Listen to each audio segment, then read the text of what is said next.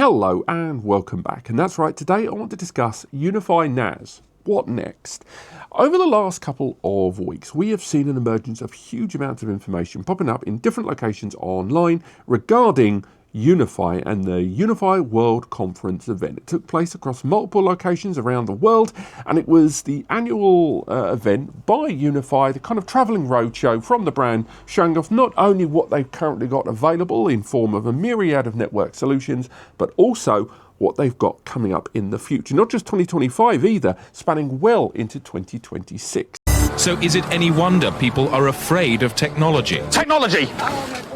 Those of you that have followed this channel for a while know that although I'm quite keen on a lot of UniFi products, it has to be said that when it comes to their NAS system, or systems, now, more on that later, I've got to say, that is where my main interest is with this brand, because I don't know if you've noticed, but one of the biggest players in the world of NAS right now is kind of leaving a huge void in the market right now for a lot of buyers. There's a lot of money on the table, and frankly, a lot of users are looking at UniFi right now to see if their, solution, or again, solutions, are going to be what they should look towards at the end of 2025 and going into 2026. But before this intro gets any longer, real quick, number one, do not take this video as a reason to not get yourself a sufficient data storage solution. If you don't have one, you're not saving money. What you're doing by not having a storage solution that you need is actually increasing the likelihood of you losing it and the real cost of replacing truly irreplaceable data. This video is about people looking at buying things way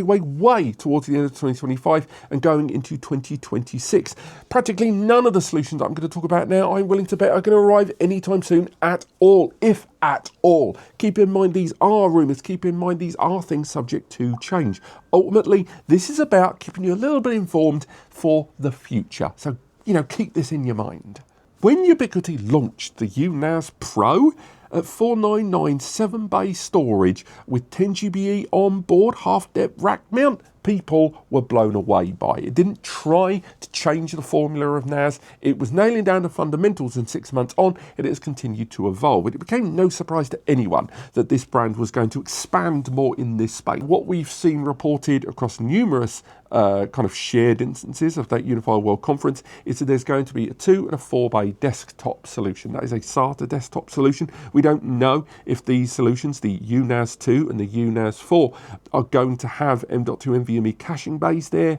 My gut instinct says no if they don't have a Pro moniker attached, but again, pure TBC, pure speculation. But at the very least, there are going to be desktop solutions somewhere down the line. However, what was particularly intriguing across 2 or 3 different Reddit discussions was the fact there seems to be a 4-bay NVMe solution on the periphery as well. Now, there was no confirmation if it was desktop or rack mount. My gut says desktop, given the profile we're discussing. But if you're going to go for a solution like that, you really are looking at covering the gamut when it comes to the portfolio of NAS. Again, there was no mention, from what I can understand, on different timelines for these being released, but a 4-bay NVMe solution will definitely be popular, as that has become something of a kicker in the world of NAS right now, given the affordability of M.2 NVMe and desktop NVMe and SoC processors, mobile processors, becoming a great deal more affordable and low powered. I can definitely see a world in which UniFi would entertain that.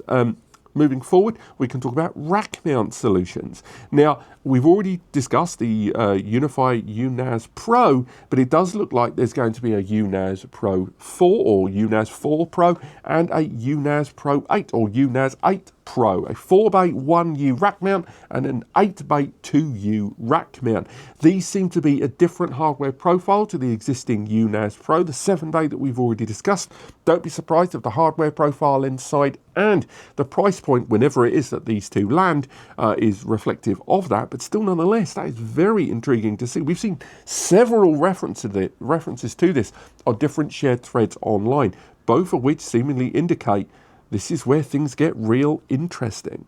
Neither of these sound like they're going to be just reusage of the UNVR series. It looks like these are going to be complete new designs, and that would make sense. UniFi have played it safe, perhaps, or at least put a dip to toe in the market with the U-NAS Pro, reusing an existing UNVR architecture towards a NAS system, but the majority of these systems seem like completely unique built systems for completely designated NAS portfolio utilization, which, let's face it, thumbs up, guys.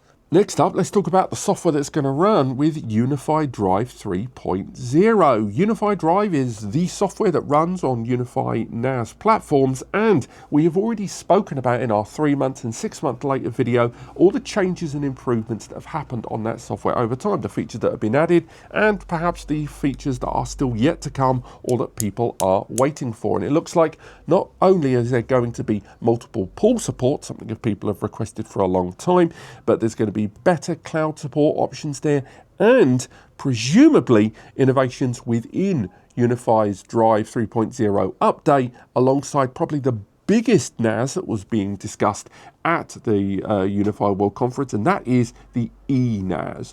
Clearly an enterprise NAS system there. We don't have any confirmation on the number of bays or whether it's going to be taking advantage of that big boy UNVR system that we talked about, or it's just simply going to be a high-powered version like an XG, as you find in the Switch series recently.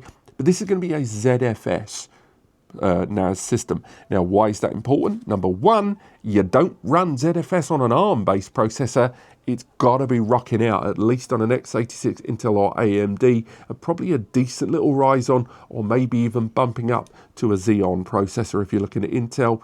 Again, if you're looking at AMD, really, I think that's probably what they're going to go with, simply for the efficiency's sake. But when it comes to the ZFS platform there, man alive, you're talking about inline data deduplication, inline compression. You are talking about write once, read many easier support there, and a myriad of improvements in RAID functionality and performance as the ZFS brings over the existing BTRFS platform utilization of UNAS Pro. No doubt pricing is going to be reflective of that, and we are talking about a very different beast compared to the UNAS Pro. But nonetheless, seriously, if they're going down that road, they are taking NAS very, very seriously with an expanding portfolio like this. And more so than any of the other solutions that I've talked about so far that have dribbed and drabbed online, the idea that they're going to go down ZFS for more powerful systems, and perhaps we'll see if there'll be XG or Pro or whatever moniker they go for with other hardware profiles in an expanding NAS portfolio, it only once again goes to underline that point I made at the beginning about if there is a growing space in the NAS market with one brand in particular leaving a lot of money on the table there. I'll say right now, it sounds like UniFi are bulking up, tooling up and arming up in the next 18 months to 2 years to fill that void very, very well. But again, everything we've talked about today is based on threads, based on people that are attending an event, and there is some contrarian information there. There was different naming profiles being discussed, different interface profiles being discussed, and ultimately that means you got to take this with a pinch of salt and do not base any big purchasing decisions on the content of this video. Just keep this as a I'm informed video and keeping an eye on the distance. Let me know what you guys think in the comments. I look forward to talking to you more down there. Otherwise, below you will find updates on the UNAS Pro series that we talked about before and other videos. And again, there are links in the description to everything we've discussed today that is currently available to buy. I recommend you use those links. Doing so not only allows us to keep doing what we do here on the channel, but it also means you get the products at the lowest possible price that are currently available. So have a little look. But thank you so much for watching, and I'll see you next time.